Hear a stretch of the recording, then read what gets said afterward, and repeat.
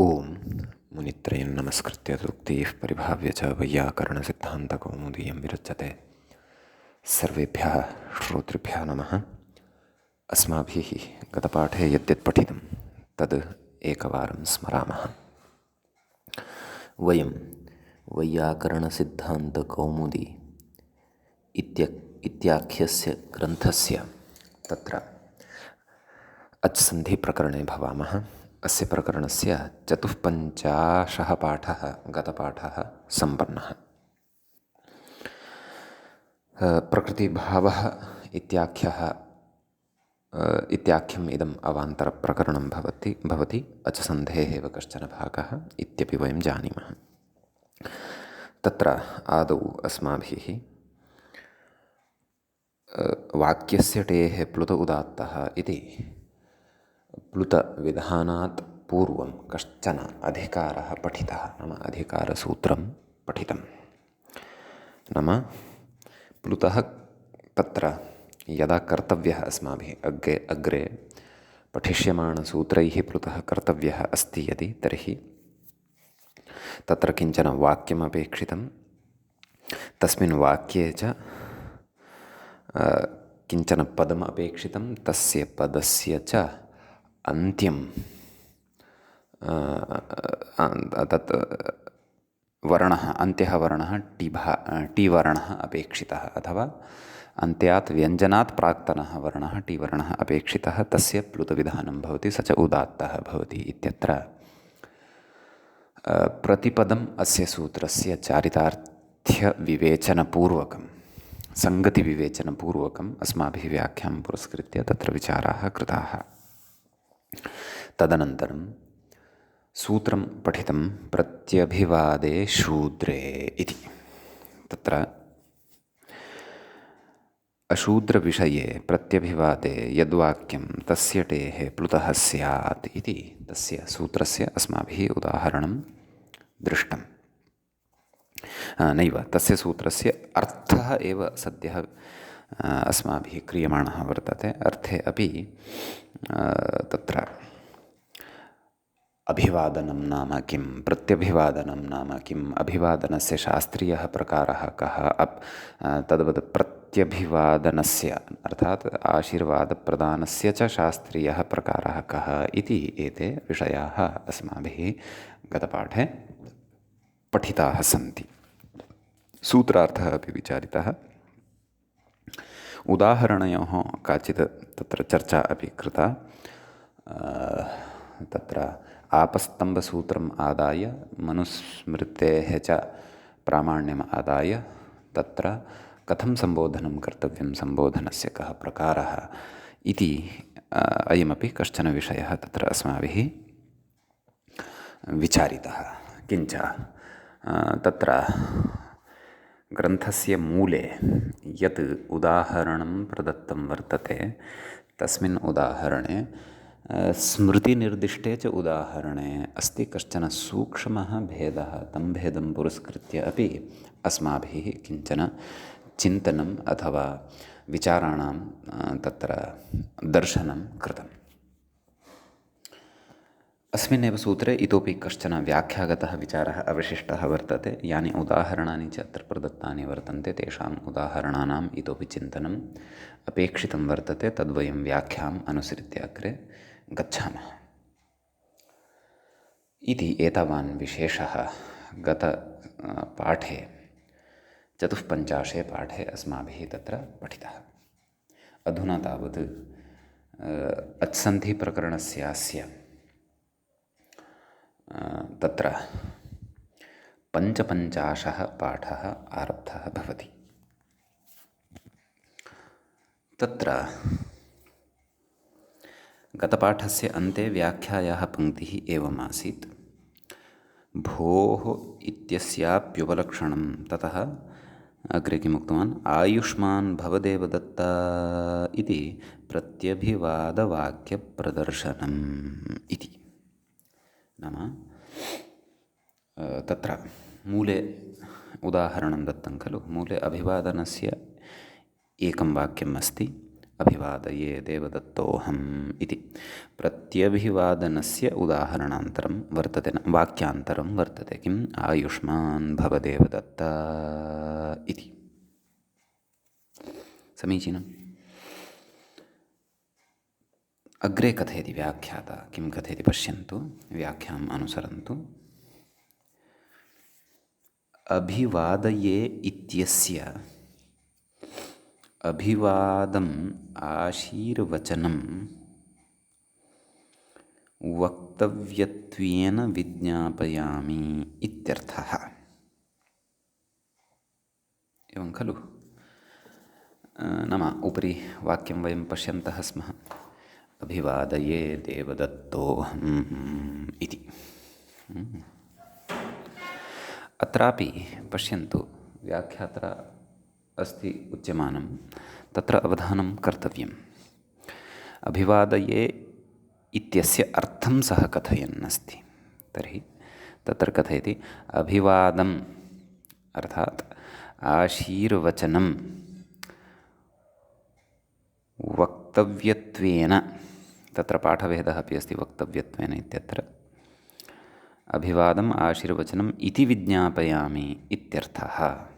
नाम वक्तव्यत्वेन नाम आशीर्वचनं वक्तव्यं कथनीयम् अस्ति भवता।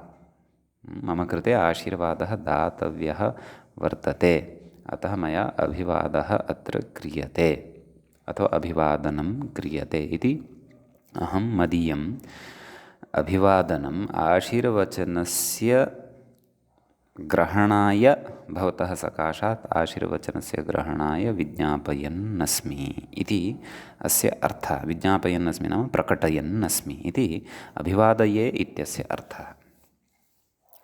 परन्तु पङ्क्तौ अभिवादम् अर्थात् आशीर्वचनम् इति यदुक्तं तद् पूर्वमपि एतादृशी पङ्क्तिः आगता आसीत् अभिवादम् आशीर्वचनम् इति। अभिवादनस्य कर्ता आशीर्वचनं न ददाति खलु, प्रत्यभिवादनस्य कर्ता आशीर्वचनं ददाति। अतः अत्रापि पङ्क्तौ सङ्गतेः प्रकारः चिन्तनीयः अस्ति।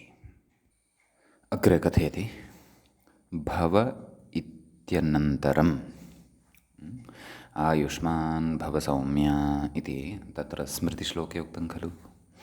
कथयति भव इत्यनन्तरं सौम्यशब्दस्य देवदत्त इत्यनन्तरम् अकारस्यापि उपलक्षणम् इति। तत्र अभिवादये इति आशीर्वचनम् इत्युच्यते खलु। अहम् अभिवादनं विज्ञापयामि इति। पुनः भव इति कुत्र आगतं तत्र पश्यन्तु। आयुष्मान् भव देवदत्ता इति इत्यत्र कथयति खलु। तर्हि तत्र कथयति नाम भव इत्यनन्तरं सौम्य नाम भव एतदनन्तरम् अस्माभिः सौम्य इति शब्दस्यापि प्रयोगः कर्तुं शक्यते।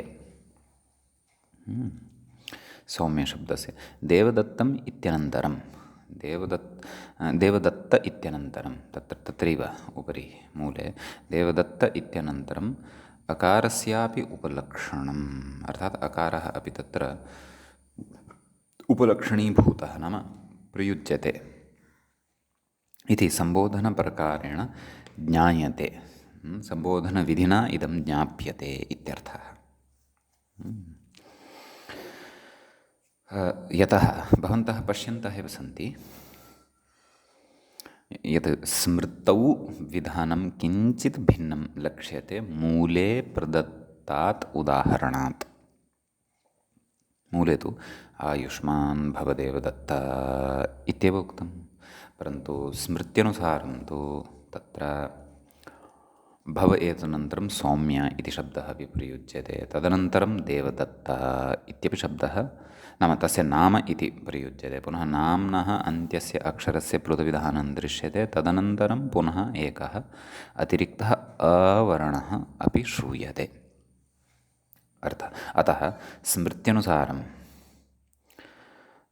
तत्र सम्बोधनं यदि कर्तव्यं तर्हि आयुष्मान् भव सौम्य देवदत्ता इति अन्तेपि एकः अकारः तत्र श्रूयते। स्मृतिविधानानुसारम्। अतः नाम अस्याः पङ्क्तेः आशयः भव इत्यनन्तरं सौम्यशब्दस्य देवदत्ते इत्यनन्तरम् अकारस्यापि उपलक्षणं नाम यद्यपि पूर्वं पङ्क्तिं कथमारब्धवान् अस्ति एषः भोः इत्यस्यापि उपलक्षणं नाम अभिवादये देवदत्तः अहम् इति यद् वाक्यम् उपरि आरब्धं पङ्क्तिद्वयात् पूर्वं पश्यन्तु। अभिवादये देवदत्तः अहम् इति अभिवादवाक्यप्रदर्शनं नाम इति एतद् यद् अभिवादन वाक्यस्य यत् प्रदर्शनं कृतं वर्तते तद् अभिवादवाक्यं भोः इत्यस्यापि उपलक्षणं भवति। नाम भोः इत्यस्य उपलक्षणं नाम ज्ञापकं भवति, नाम तत्र भोः इत्यपि अस्माभिः प्रयोक्तुं शक्यते इति। एवमेव तदेव अभिवादवाक्यं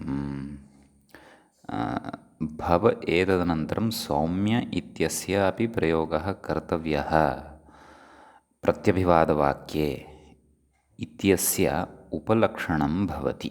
यतः तेनैव सह अत्र प्रसङ्गः युक्तः भवति पङ्क्त्या सह, अन्यथा एतत् पङ्क्त्याः अनुसारं किम् उपलक्षणम् इत्यपि खलु वक्तव्यं व्याख्यात्रा, परन्तु अत्र तद्विशेषेण न उक्तं। तर्हि उपलक्षणं यत् पूर्वम् अङ्गीकृतं वर्तते तस्यैव अत्र सम्बन्धः ज्ञातव्यः। अपि च देवदत्तः इत्यनन्तरम् अकारस्यापि उपलक्षणं नाम तदेव अभिवादनं देवदत्त नाम सम्बोधने देवदत्त इत्येतदनन्तरं प्लुतविधानानन्तरम् अ इत्यस्यापि विधानस्य उपलक्षणं भवति। नाम अभिवादनं यदि क्वापि क्रियमाणं भवति तर्हि इदं सर्वं तत्र अन्तर्भवति। भव एतदनन्तरं आदौ भो इति शब्दस्य अभिवादनवाक्ये प्रयोगः, प्रत्यभिवादनवाक्ये भव इत्यस्य एतदनन्तरं सौम्य इति शब्दस्य देवदत्त इत्यनन्तरं च अकारस्यापि प्रयोगः भवति, प्रयोगः ज्ञायते तत्र स्मृत्यादीनां विधानद्वारा इति। नाम ग्रन्थे पुस्तके मूले यथा उदाहरणं दत्तम् अभिवादनस्य प्रत्यभिवादनस्य च यद् वाक्यं लिखितं तद्वाक्यम् अस्माभिः एवमपि प्रयोक्तुं शक्यते स्मृतिप्रमाणं पुरस्कृत्य इत्यर्थः। समीचीनं कथयति अग्रे। अत्र देवदत्तशब्दे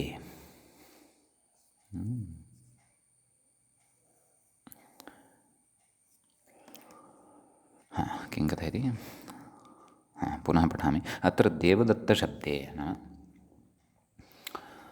आयुष्मान् भव देवदत्त इत्यत्र तकारात् अकारस्य प्लुतः तकारानन्तरं यद्यपि तत्र तकारद्वयं वर्तते परन्तु तकारात् अकारः इति एषः प्रसङ्गः यदि उपस्थितः भवति तर्हि विषयः स्पष्टः ज्ञायते यत् तवर्णानन्तरं तत्र अवर्णः अस्ति। नाम द्वितीयतकारात् परतः यः अकारः, प्रथमतकारात् परतः तु अकारः नास्ति एव, ततः परः तु तकारः एव अस्ति, अतः तस्य अकारस्य प्लुतः भवति इति। अग्रे कथयति आयुष्मत्वस्य विधेयत्वात् सम्बोधनविभक्त्यभावः इति।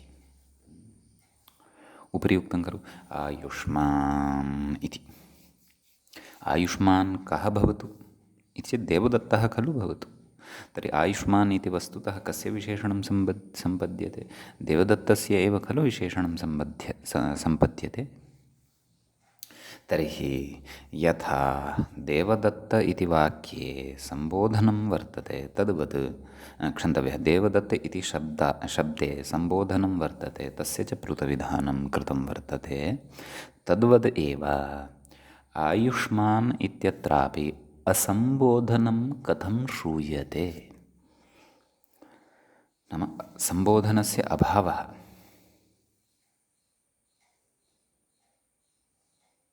अपि च प्लुतस्य अभावः, मुख्यः विषयः अत्र अस्ति। प्लुतस्य अभावः कथं तत्र श्रूयते? तत्रापि प्लुतः भवतु। तर्हि तत्र उच्यते समाधानत्वेन आयुष्मत्वस्य विधेयत्वात्। नाम आयुष्मान् भवतु सः कः देवदत्तः इति तस्य आयुष्मत्वं भवतु इति सः आयुष्मान् भवतु इति कृत्वा आयुष्मत्वस्य तत्र विधेयत्वं वर्तते, यस्य विधानं क्रियते सः विधेयः भवति। येन विधानं क्रियते सः विधिः भवति। एवं खलु? तर्हि प्रकृते आयुष्मान् इत्यस्मिन् शब्दे तु प्लुतः न शङ्क्यः। प्लुतः देवदत्त इत्यत्र एव नामपदे एव प्लुतः भवति इति। यन्नामपदं नास्ति तत्र प्लुतः न भवति। तदग्रे वक्ष्यति नामगोत्रं वा यत्र प्रत्यभिवादवाक्यान्ते इत्यादि वाक्येन तत्र स्पष्टीकरिष्यते। अतः मूले तत्र आयुष्मान् इत्यत्र प्लुतः नोक्तः इति अग्रे कथयति। अत्र प्रत्यभिवादवाक्ये शर्मान्तं ब्राह्मणस्य इत्यादि न भवति। एवं खलु? यथा ब्राह्मणस्य कृते आशीर्वादः दातव्यः, तर्हि तस्य कृते शर्मन् इत्युक्त्वा, नाम प्रत्यभिवादवाक्यं तादृशं किञ्चन अस्माभिः उच्यमानं वर्तते यस्य अन्ते शर्मन् इति शब्दस्य प्रयोगः क्रियमाणः वर्तते। शर्मन् इत्यस्य प्रयोगः ब्राह्मणाय भवति, वर्मन् इत्यस्य प्रयोगः क्षत्रियाय भवति, गुप्तः इत्यस्य पदस्य प्रयोगः वैश्याय भवति, दासः इत्यस्य प्रयोगः शूद्राय भवति इति तत्र काचित् परिपाटी, वर्णानां सम्बोधनपरिपाटी अथवा वर्णानां विशिष्टविशेषणपरिपाटी काचित् वर्तते। शास्त्रीयोक्ता एव एषा परिपाटी अपि भवति। तर्हि तत्र उच्यते यत् प्रत्यभिवादवाक्ये शर्मान्तं यद् अस्माभिः प्रत्यभिवादवाक्यं प्रयुज्यते कस्यचित् ब्राह्मणस्य कृते, तस्य तत्र शर्मन् शब्दे अपि प्लुतविधानं न भवति इति कथयति। अग्रे कुतः इति चेत् अग्रे कथयति एचोपरगृह्यस्य इति सूत्रे शर्मादिशब्दं विना एचोपरगृह्यस्य अन्यतरस्य इति अग्रे सूत्रमेकं पठिष्यते। तस्मिन् सूत्रे शर्मादिशब्दं विना केवलस्य नाम्नः भाष्ये उदाहरणात्, नाम तत्र कारणं दर्शयति। नाम प्रत्यभिवादः नाम प्रत्यभिवादो नाम आशीर्वादः। तर्हि प्रत्यभिवादवाक्यान्ते शर्मन् इति शब्दः यदि प्रयुक्तः अस्ति ब्राह्मणस्य कृते, तर्हि तस्य प्लुतविधानं न भवति, तस्य टेः प्लुतः न भवति इति। भाष्ये तथा न दृश्यते इति तदेव कथयति। प्रगृह्यति सूत्रे शर्मादिशब्दं विना, नाम शर्मन् इत्यादिशब्दानां प्रयोगं विनैव केवलस्य नाम्नः भाष्ये उदाहरणात्, नाम भाष्ये केवलानि देवदत्त इत्यादीनि नामानि एव उदाहृतानि वर्तन्ते।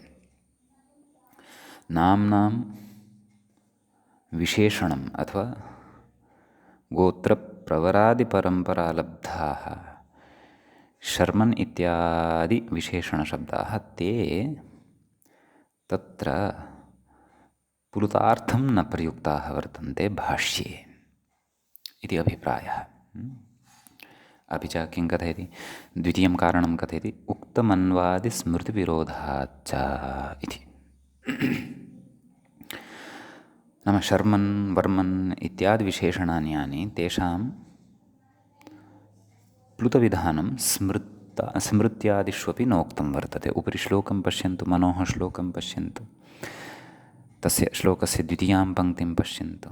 अकारश्चास्य नाम्नः अन्ते इत्युक्तं, नाम नामापेक्षितं, कस्यचित् आख्या अपेक्षिता, संज्ञा अपेक्षिता, वाच्यः पूर्वाक्षरः प्लुतः इति तत्सर्वम् अस्माभिः व्याख्यातम्। अतः मन्वादिस्मृतिविरोधाच्च शर्मन् इत्यादीनां टेः प्लुतः न भवति इति उच्यते। तत्र यद्यपि अयं कश्चन पक्षः अस्ति, अग्रे अयमपि पक्षः वक्ष्यते यत् शर्मन् वर्मन् इत्यादि विशेषणानामपि तत्र टेः प्लुतः भवति, सोऽपि पक्षः अग्रे आगमिष्यति। परन्तु सद्यः एतावदेव अस्माभिः बुद्धौ स्थापनीयं। शर्मन् वर्मन् इत्यादीनां विशेषणपराणां शब्दानां प्लुतो न भवति इति। कुतः? भाष्ये तथा उदाहरणानि न लभ्यन्ते, स्मृतौ चापि न तथा वर्णितं वर्तते इति। समीचीनम्। अग्रे कथयति, अशूद्र इति किम्? प्रत्यभिवादे शूद्रे इत्यस्य इदानीं प्रत्युदाहरणविषये चर्चा क्रियमाणा वर्तते। समीचीनम्। एतावता अस्माभिः सूत्रे सूत्रं, सूत्रार्थः, तस्य च उदाहरणानि दृष्टानि। सूत्रार्थः उपरि स्पष्टतया उक्तः वर्तते। अभिवादनवाक्यमपि भवन्तः पश्यन्तः सन्ति मूले, अभिवादये देवदत्तोऽहम् इति। प्रत्यभिवादवाक्यम् अपि मूले पुनः पश्यन्तु, आयुष्मान् भव देवदत्ता इति। तत्र देवदत्त इति कस्यचित् द्विजातेः नाम्नः अन्त्यः यः टिवर्णः तस्य प्लुतविधानं प्रत्यभिवादे शूद्रे इत्यनेन क्रियते। समीचीनम्। एतावान् विषयः तु स्पष्टः स्यात्, यतः सूत्रार्थे तत्र उक्तं किम्? अशूद्रविषये प्रत्यभिवादे यद्वाक्यं तस्य टेः प्लुतः स्यात्। अतः व्याख्यासु यदि विचारान्तराणि उक्तानि सन्ति चेदपि तर्हि अपि मूले तु विषयः अतीव सरलः, स्पष्टतया निर्भ्रान्तश्च लिखितः वर्तते ग्रन्थकारेण। परन्तु व्याख्यागताः विचाराः अपि ज्ञेयाः। तत्र स्मृत्यन्तरोक्ताः विचाराः स्मृत्यादिषु वैदिकं आपस्तम्भसूत्रादिषु च शास्त्रीयं विधानम् प्रत्यभिवादादिकस्य यदस्ति तत्सर्वमपि अस्माभिः ज्ञेयम्। इदानीं तत्र अशूद्रे इत्युक्तं खलु सूत्रे, प्रत्यभिवादे अशूद्रे नाम न शूद्रे, नाम शूद्रस्य प्रत्यभिवादये तु प्लुतः न वक्तव्यः इति अभिप्रायः। समीचीनं। तर्हि तत्र कथयति, पश्यन्तु भवन्तः, अशूद्रे इति किम्, अर्थात् सूत्रे अशूद्रे इति किमर्थम् उक्तम् अग्रे उदाहरति। कुशल्यसि तुषजक इति भाष्ये इदं प्रत्युदाहरणं प्रदत्तं। कश्चन तत्र शूद्रः आसीत् अथवा स्यात्, तस्य नाम तुषजक इति। तर्हि तस्य नाम्नः अन्ते प्लुतः न विधीयते, एवं खलु? तत्र अत्र अहं किञ्चन वक्तुमिच्छामि व्याख्यानस्य अग्रे विषयस्य आरम्भात् पूर्वम्। एतादृशं प्रसङ्गं श्रुत्वा तत्र अस्मत्सु भेददृष्टिः तु नोत्पद्येत शूद्राणां प्रति। केचन अत्र दुष्टार्थम् अपि स्वीकुर्वन्ति। पश्यन्तु, एतेषाम् आर्याणां तु तत्र आह्वानादिषु अपि भेदः वर्तते। आह्वानादिषु अपि एतैः पक्षपातः कृतः वर्तते, तथा नास्ति। तत्र परिपाटी एषा वर्तते, नाम शूद्रस्य नाम्नः प्लुतः न विधेयः इति। ये ब्राह्मणक्षत्रियवैश्याः वर्तन्ते तेषाम् एव नाम्नः प्लुतः, तत्र टेः प्लुतः विधेयः। सा एतद्भाषा गता काचित् परिपाटी भवति। नाम संस्कृतस्य सा काचित् परिपाटी वर्तते। एषा परिपाटी भेदात् उत्पन्ना अथवा पक्षपातादिना उत्पन्ना इति नास्ति। शूद्रः तुच्छः, अस्पृश्यः, न्यूनः, पामरः इत्यादि भावान् उत्पाद्य शूद्रस्य नाम्नः पुरतः प्लुतः न विधेयः इति नास्ति। सर्वेपि वर्णाः श्रेष्ठाः स्वस्वस्थाने उत्तमत्वं च भजन्ते। तत्र संस्कृतभाषायाः परिपाटिकारणात्, भाषायाः स्वरूपकारणात् व्याकरणेन तत्र तथा अन्वाख्यानं क्रियते, तावदेव। व्याकरणे अपि एवं रीत्या पक्षपातादिभेदाः वर्तन्ते इति तु सर्वथा न शङ्कनीयं। न केवलं व्याकरणे, समग्रे अपि वैदिके वाङ्मये कस्यापि जनविशेषस्य, वर्णविशेषस्य च तत्र हीनत्वं, त्याज्यत्वम् अथवा अनुत्कृष्टत्वं वा न वर्णितं वर्तते। कदाचित् कश्चन अत्र प्रकारान्तरेण अपि समन्वयनं कुर्यात्। नाम शूद्रस्य आह्वानाय प्लुतस्य अपेक्षा नास्ति भोः, सः तु तथा उत्तमः उपस्थितबुद्धिश्च अप्लुतं विनापि सः शृणोति। अन्ये तु दीर्घं प्लुतम् उच्चार्य एव शृण्वन्ति। तर्हि श्रवणशक्तेः सामर्थ्यम् अधिकं कस्य? शूद्रस्य। अतः श्रेष्ठः कः? शूद्रः इति अपि केचन वदन्तः श्रूयन्ते लोके। यद्यपि इदं व्याख्यानं कुव्याख्यानमेव, एवमपि वस्तुतः नास्ति। वस्तुतः यदस्ति तद् एवम् अस्ति। परिपाट्यां, नाम संस्कृतभाषायाः परिपाट्यां प्लुतविधानं वर्णत्रयस्य एव क्रियते। चतुर्थस्य शूद्रस्य प्लुतविधानं न क्रियते। सः शूद्रः यदि उत्तमैः ब्राह्मणक्षत्रियवैश्यादिगुणैः आत्मानम् अलङ्कृत्य तत्तद्वर्णग्रहणं यदि कुर्यात् तर्हि सः अपि निश्चयेन प्लुतविधानं प्राप्स्यति। तत्र तु यथा राज्ञः सभा वर्तते, राज्ञः सभायां बहवः जनाः वर्तन्ते। तत्र समाननामानः शूद्राः क्षत्रियाः अपि सन्ति, अथवा ब्राह्मणाः शूद्राः अपि वर्तन्ते। तेषां सम्बोधनं यदि कर्तव्यं तर्हि प्लुतविधानेन ज्ञायते एषः ब्राह्मणवर्णस्थम् अमुकनामानम् आह्वयति, कः राजा।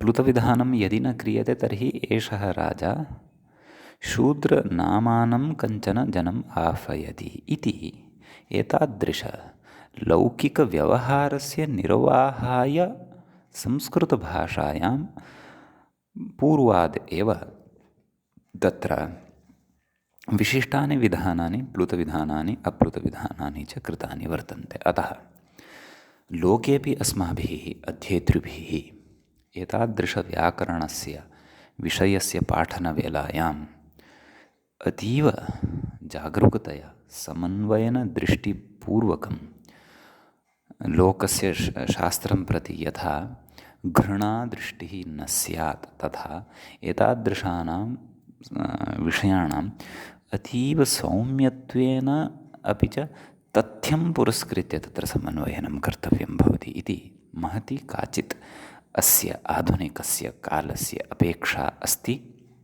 येन अज्ञानवशात् स्थिता या भेददृष्टिः वर्तते सा दूरे भवतु। वयं सर्वेपि प्रीत्या, स्नेहेन, सौहार्देन च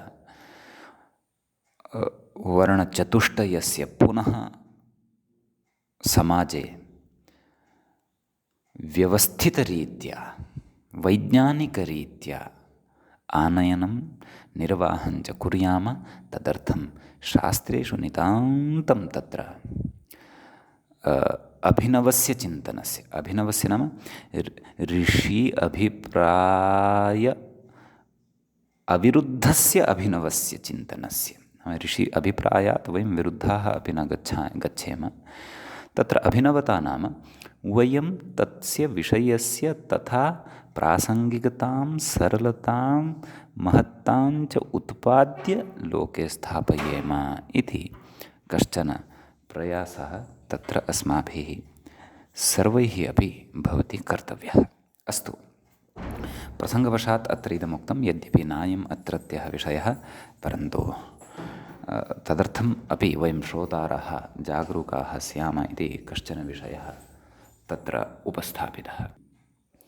अग्रे कथयति, नाम किमुक्तं, कुशल्यसि तुषजक इति।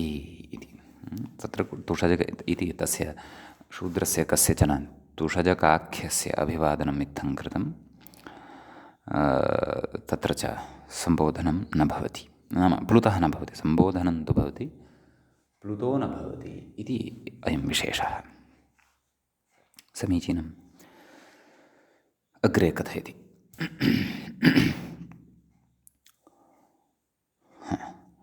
एवञ्च शूद्रविषये आयुष्मान् भव इति न प्रयोक्तव्यम् इति गम्यते।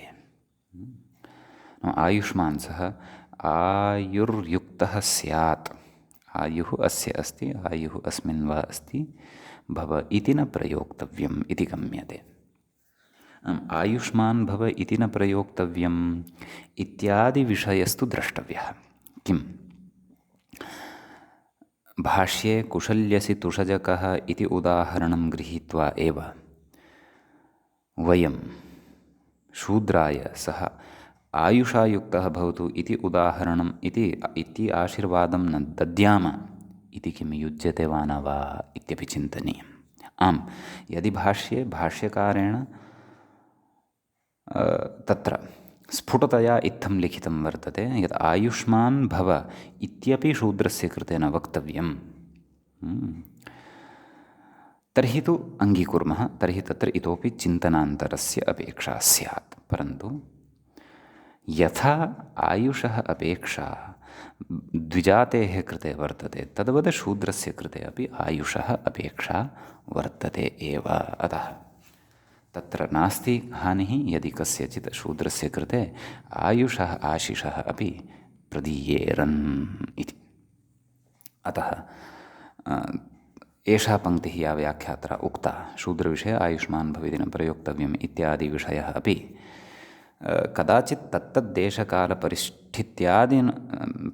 परिष्ठित्याद्यनुसारं सङ्गतं स्याद् वा न वा इति सद्यः अहं न जानामि। परन्तु वर्तमानकाले यदि वयम् एतादृशं वाक्यं प्रयुञ्ज्महे तर्हि नितान्तमेव तेन भेदः एव उत्पद्यते, नान्यत् किमपि। अथवा प्रकारान्तरेण समन्वयदृष्टिः, सैव दृष्टिः, नाम एतादृश आयुषः आशिषः शूद्रस्य कृते न दीयन्ते, अन्यविधरीत्या तस्य सम्पन्नतायाः, सामर्थ्यस्य अथवा सौख्यस्य तस्य कृते आशीर्वादाः दीयन्ते। अतः तादृशम् उदाहरणं न लभ्यते इति कृत्वा अत्र न प्रयुक्तं। सूत्रान्न प्रयोक्तव्यं, तद् अभिशापरूपम् एव इति तु अस्माभिः अत्र अभिप्रायः नैव स्वीकर्तव्यः भवतु। अग्रे कथयति, अशूद्रस्त्र्यसूयकेष्विति वक्तव्यम् इति वार्तिकम्।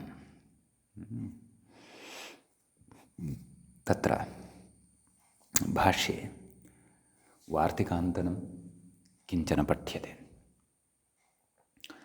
किं तद् वार्तिकान्तरमिति चेत्,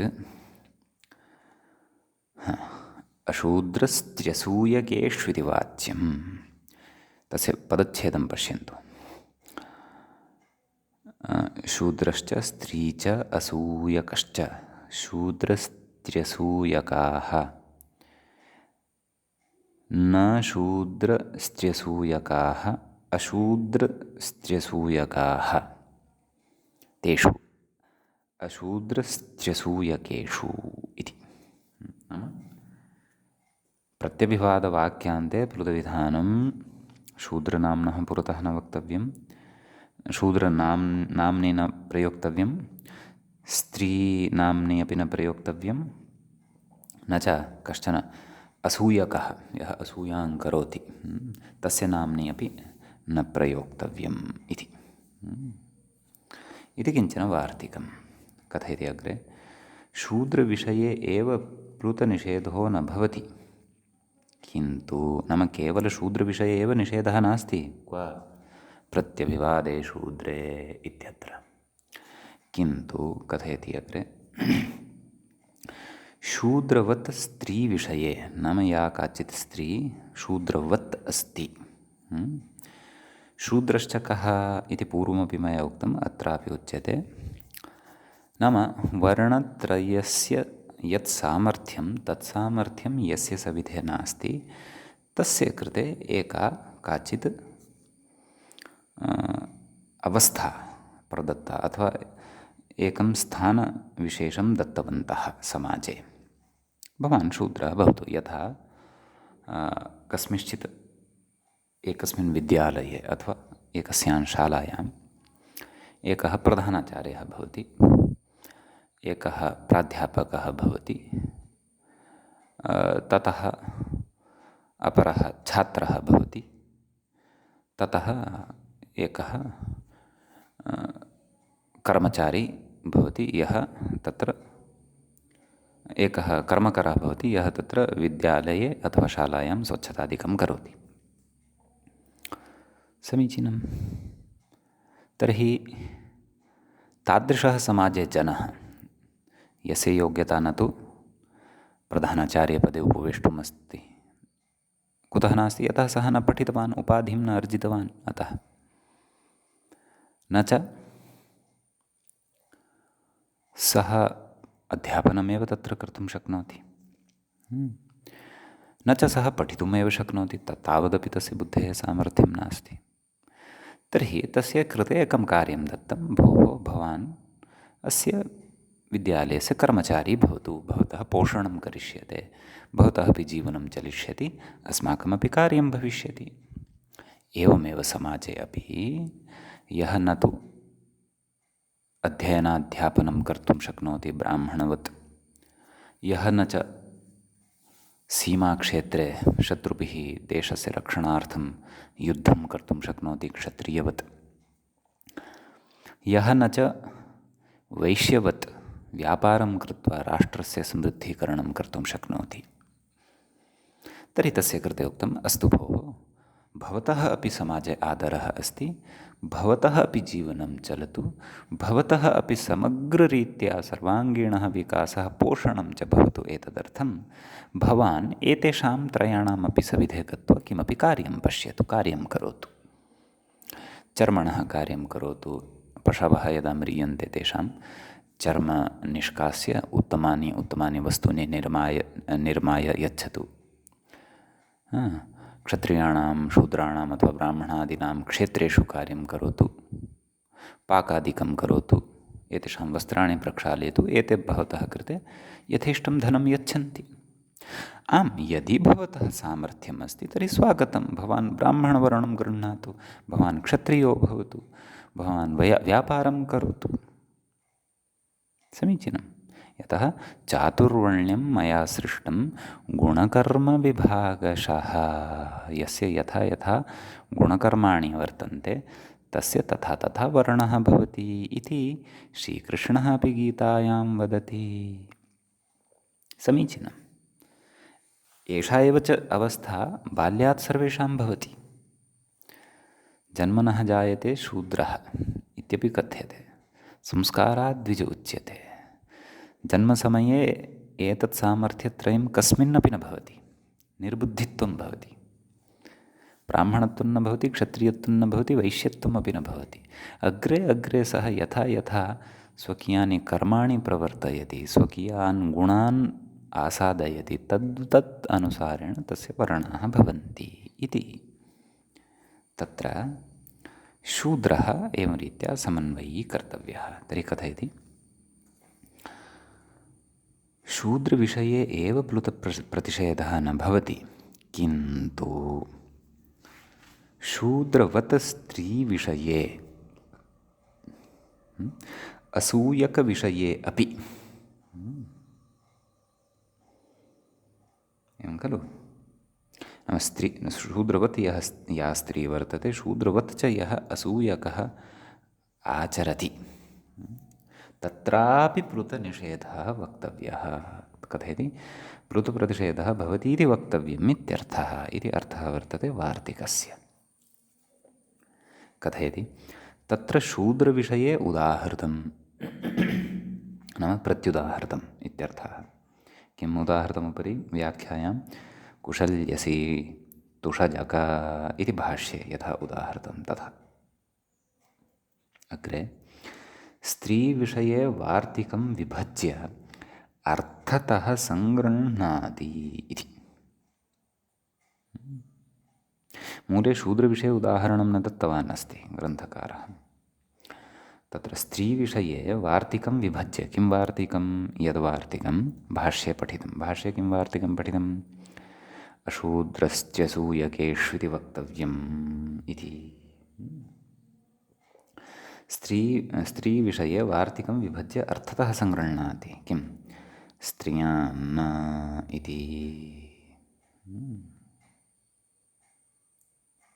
खलु मूले वार्तिकं पश्यन्तु, स्त्रियाम् इति सप्तमी विभक्तेः एकवचनं भवति, न इति अव्ययपदं भवति। तत्र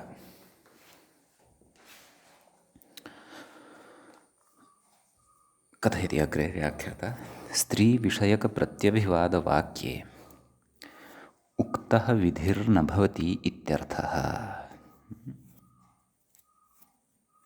स्त्रियः नाम्नः यदि स्त्रियः नाम स्वीकृत्य यदि प्रत्यभिवादः कर्तव्यः तर्हि प्लुतो न भवति इति, वाक्यसटेः प्लुतः न भवति इति।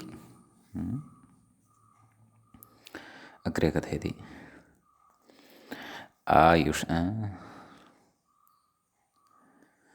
अभिवादये गार्ग्यहम् इति अभिवादनवाक्यप्रदर्शनं। काचित् गार्गी सा एवं रीत्या अभिवादनं प्रदर्शयति, एवं रीत्या अभिवादनवाक्यप्रदर्शनं भवति। समीचीनम्। अग्रे कथयति, आयुष्मती भवगार्गी इति प्रत्यभिवादवाक्यम्। मूले प्रदत्तमेव खलु, अभिवादये गार्ग्यहं, तस्याः प्रत्यभिवादनं कथं नाम तस्याः कृते आशीर्वादः कथम्, आयुष्मती भवगार्गी इति। कथयति, अत्र न प्लुतः, अत्र प्लुतो न भवति इति। समीचीनम्। अग्रे कथयति, असूयके तु उदाहरणं भाष्ये स्फुटम् इति। असूयके तु उदाहरणं भाष्ये प्रदत्तं वर्तते इति। भाष्ये किम् उदाहरणं दत्तं तत्तु तदर्थं भाष्यं द्रष्टव्यं। मया सद्यः भाष्यं न दृष्टम् अत्रत्यं, नाम असूयकार्थे उदाहरणं किं तत्र प्रयुक्तमिति न दृष्टवान् अहं। भाष्यमुद्घाट्य द्रष्टुं शक्यते। अस्तु, अग्रे आगच्छामः। असूयकः कोऽपि भवितुम् अर्हति खलु, वयमेव कल्पयामः, कः क्लेशः। महाभारते प्रसिद्धः अस्ति एकः असूयकः, यद्यपि बहवः असूयकाः सन्ति तत्र। शकुनिः, धूर्तशिखामणिः। अतः तस्य कृते वक्तुं शक्यते। तत्र परन्तु तस्य यः असूयकः अस्ति तस्य कृते दीर्घ आयुष्यस्य अपि दानं कथं न सम्भवति। यत् असूयकास्तु सर्वत्र सर्वेषां हानिं कुर्वन्ति, अतः तादृशानाम् अपेक्षा नास्ति वस्तुतः लोके। अतः तत्र वक्तुं शक्यते, सद्बुद्धिमान् भव शकुने, शकुनिति इकारान्तः, सद्बुद्धिमान् भव शकुने, तादृशाय असूयकाय एवं रीत्या तत्र उदाहरणं भवितुम् अर्हति इति मया सद्यः कल्पितं। भाष्यस्थम् उदाहरणं तु द्रष्टव्यं।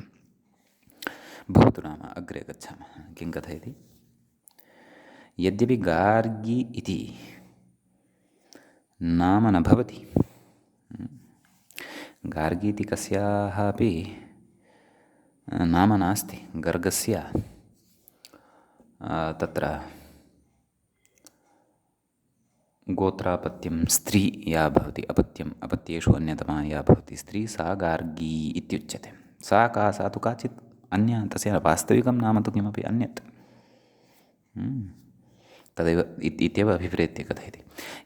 यद्यपि गार्गी इति नाम न भवति, किन्तु गोत्रमेव एवं खलु, गर्गगोत्रापन्ना गार्गी भवति। तथापि भाष्ये गार्गी शब्दोदाहरणादेव, नाम भाष्ये गार्गी इत्येव शब्दः प्रयुक्तः अस्ति अत्र। कथयति गार्गी शब्दोदाहरणादेव अभिवादप्रत्यभिवादवाक्ययोः नाम्नोः गोत्रस्य च विकल्पः। अभिवादप्रत्यभिवादवाक्ययोः,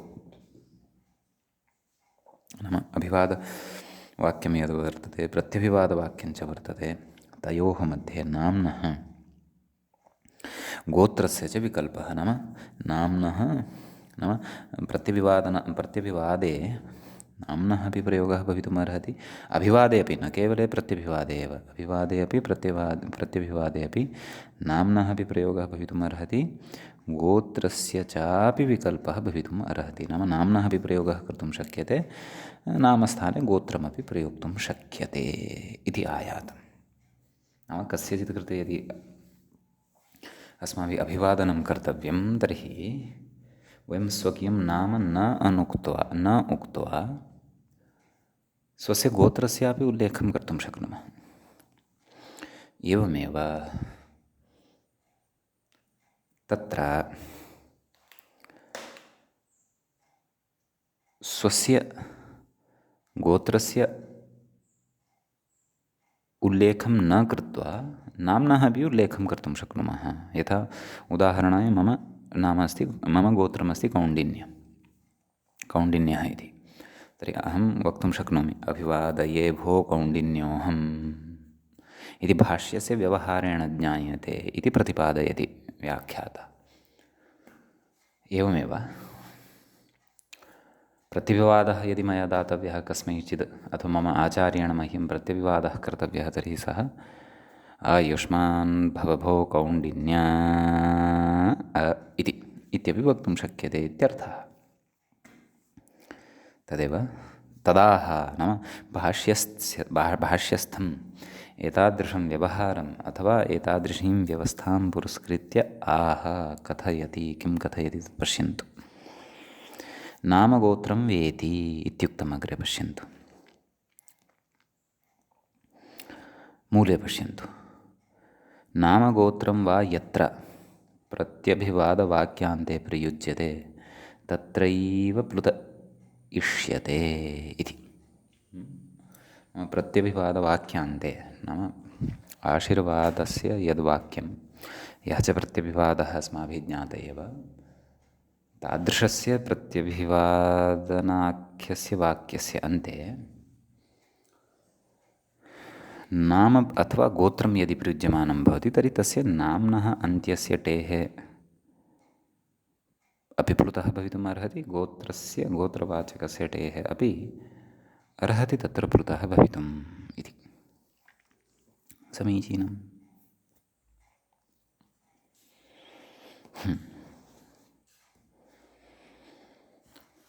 तत्र अग्रे कथयति व्याख्याता, अत्र नामशब्देन द्वादशे हनि पिता नाम कुर्यात् इति नामविधानस्य शास्त्रीयं प्रामाण्यं। भाष्ये पस्पशायामपि एवं नामविधानं कदा कर्तव्यमिति प्रयुक्तं वर्तते।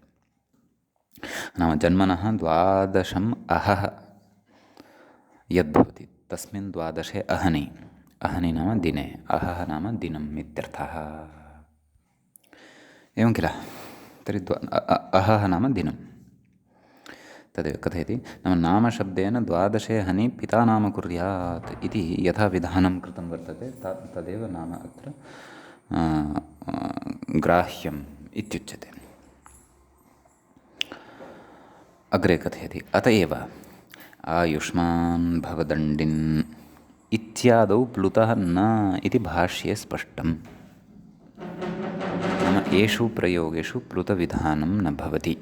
केषु? अत्र पश्यन्तु, एतद्वाक्यं पश्यन्तु। आयुष्मान् भवदण्डिन्। अत्र दण्डः अस्य अस्ति इति दण्डी, कस्यचित् विशेषणम्। इदं न तु नाम वर्तते, न च गोत्रं वर्तते। अतः अत्र टेः प्लुतः न भवति। प्लुतः नेति भाष्ये स्पष्टम्, एवं रीत्या भाष्ये तत्र स्पष्टं वर्तते इति। अग्रे किं कथयति पश्यन्तु।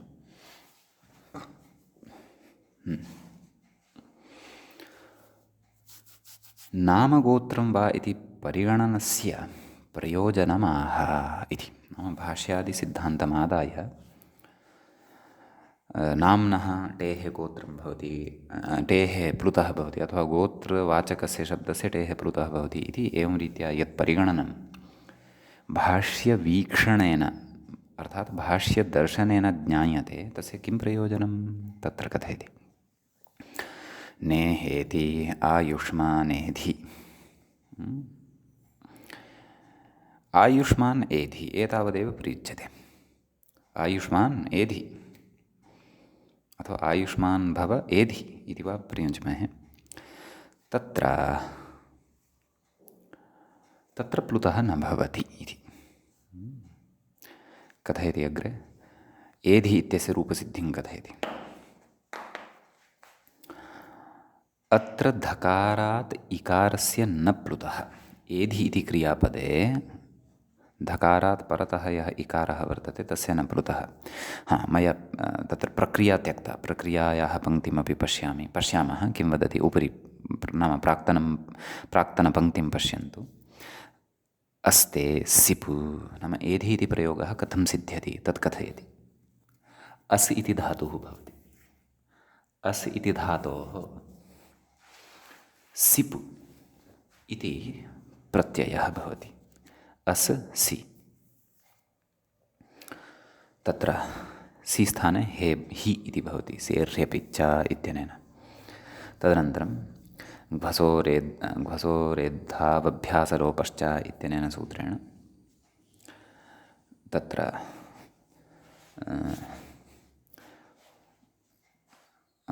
एत्वं भवति। नाम अस् इति यः धातुः अस्ति सः ए इति रूपं प्राप्नोति। तद् कथम् अग्रे ज्ञास्यते तिङन्तप्रकरणे। ततः का स्थितिः जायते। ए हि इत्यवस्थायां हुझल्भ्यो हेर्थिः इति एकं सूत्रं, तेन सूत्रेण हेथिः कथयति खलु व्याख्याता अग्रे। हेर्धिः अर्थात् हि इत्यस्य स्थाने धि इति भवति। श्नसोरल्लोपः इत्यनेन तत्र अ इति इत्यस्य लोपः भवति। अतः तेन एधि इति रूपं सिद्धं भवति। यद्यपि विस्तरेण एधि इत्यस्य प्रयोगस्य रूपस्य सिद्धिः तिङन्ते करिष्यते। अत्र लाघवेन एतेन व्याख्यात्रा एधि इत्यस्य प्रयोगस्य रूपसिद्धिः उक्ता वर्तते। समीचीनम्। अग्रे कथयति। अत्र धकारात् इकारस्य न प्लुतः। अत्र नाम क्व? आयुष्मान् एधि। कुतः कथयति। अनामत्वात् अगोत्रत्वात् च इति। नाम एधि इति न तु कस्यचिन्नाम वर्तते, न च कस्यचित् गोत्रं वर्तते, इदं तु क्रियापदं वर्तते। अतः नामगोत्रं वा यत्र प्रत्यभिवादवाक्यान्ते प्रयुज्यते तत्रैव प्लुतः इष्यते, नान्यत्र इति प्लुतविधानस्य किञ्चन तत्र सिद्धान्तः नियमः वा अस्माभिः बुद्धौ स्थापनीयः। एतत् सूत्रसम्बद्धः अयं नियमः, अशूद्रविषयकः अयं नियमः, अशूद्रादिविषयकः अयं नियमः। यद्यपि अग्रिमैः सूत्रैस्तु भिन्नभिन्नप्लुतविधानानि वक्ष्यन्ते। समीचीनम्। इति एतावान् विशेषः अशूद्रस्त्र्यसूयकेष्विति वक्तव्यम् इति वार्तिकस्थः, यस्य च वार्तिकस्य एकदेशमेव पुरस्कृत्य अत्र व्याख्यातवान् व्याख्याता स्त्रियान् इत्युक्त्वा। इदानीम् अस्माभिः अस्मिन्नेव प्लुतप्रपञ्चे नाम प्रत्यभिवादशूद्रे इत्याख्यः यः प्लुतः तदन्तर्गतत्वेन एव वार्तिकान्तरं पठनीयम् अस्ति।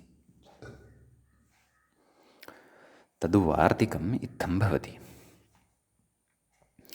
भो राजन्यविषां वेति वाच्यम् इति वार्तिकस्य पदच्छेदः आदौ द्रष्टव्यः। भो राजन्यविषाम् इति षष्ठीविभक्तेः बहुवचनान्तः प्रयोगः भवति। वेति वा इति अव्ययम् इति अव्ययं वाच्यम् इति प्रथमान्तम्, एवं रीत्या पदविभागः अत्र ज्ञातव्यः। समीचीनम्। अग्रे कथयति। तत्र विग्रहः अपि ज्ञातव्यः। भो राजन्यविषाम् इत्यस्य विग्रहं पश्यन्तु। भोश्च राजन्यश्च विट् च। विट् इत्यत्र मूलशब्दः विश् इति भवति, शकारान्तः, अतः षष्ठीविभक्तेः बहुवचने विषाम् इति श्रूयते। एवं खलु। भोश्च राजन्यश्च विट् च। भो राजन्यविषः तेषां भो राजन्यविषाम्, एवं रीत्या विग्रहः ज्ञातव्यः। तत्र वार्तिकस्य अर्थं कथयति, तत् पश्यन्तु। व्याख्याता भोः शब्दस्य नाम भोस् इति सम्बोधनार्थे प्रयुज्यते यद् अव्ययं तस्य शब्दस्य राजन्यवैश्यवाचकनाम्नोश्च नाम राजन्यवाचकं यन्नाम वर्तते, वैश्यवाचकं वा वर्तते, अथवा एतद्वयमेव। विट् अर्थात् वैश्यः इत्यर्थः। राजन्यवैश्यवाचकनाम्नोश्च टेः प्लुतः वा स्यात्। नाम एतेषां यः टी भागः भवति तेषां लोपः भवति इति वक्तव्यम् इत्यर्थः। नाम सूत्रे एतदपि वक्तव्यम् इति। प्रत्यभिवादे शूद्रे एतावदेव न पर्याप्तम् इत्यर्थः। समीचीनम्। अग्रे कथयति। भोस् शब्दस्य अप्राप्ते इतरयोस्तु नामत्वात् प्राप्ते विभाषा इयम्। नाम एषा विभाषा एवं रीत्या उभयत्र विभाषा भवति। प्राप्ता प्राप्तविभाषा भवति। प्राप्ता प्राप्तविभाषाणां च स्वरूपम् अस्माभिः तत्र परिभाषाप्रकरणे स्फुटीकृतमेव। किं कथयति पश्यन्तु। भोसशब्दस्य अप्राप्ते नाम भोसशब्दस्य प्लुतविधानं नोक्तं वर्तते इतः पूर्वं सूत्रेण। अप्राप्ते इतरयोस्तु नामत्वात् प्राप्ते, राजन्यवैश्य इत्यनयोः तु नामत्वात् प्राप्ते। केन प्राप्ते? प्रत्यभिवादे शूद्रे इत्यनेन एव प्राप्ते। विकल्प्यते यया विभाषया, सा एषा विभाषा प्राप्ता प्राप्तविभाषा भवति इत्युच्यते। समीचीनम्। अग्रे कथयति। तत्र भोस शब्दे यथा, इतः अग्रे क्रमशः एकैकस्यापि उदाहरणम् अत्र व्याख्यात्रा उपस्थापयिष्यते। क्रमशः इमानि सर्वाणि अपि उदाहरणानि वयम् अग्रिमे पाठे द्रक्ष्यामः। तत्र अद्यतनपाठे तावत् एतावानेव विशेषः अत्र अस्माभिः चर्चितः। अग्रे तावत् वयं पठिष्यामः। अत्रैव मङ्गलं कुर्मः। मुनित्रयं नमस्कृत्य तदुक्तिः परिभाव्य च वैयाकरणसिद्धान्तकौमुदीयं विरच्यते। सर्वेभ्यः श्रोतृभ्यः नमः। एवञ्च अस्य अच्सन्धिप्रकरणस्य प्रकृतिभावयुक्तस्य अच्सन्धिप्रकरणस्य पञ्चपञ्चाशः पाठः अत्र समाप्तिम् एति। अग्रिमे पाठे पुनः मिलामः। नमः सर्वेभ्यः श्रोतृभ्यः।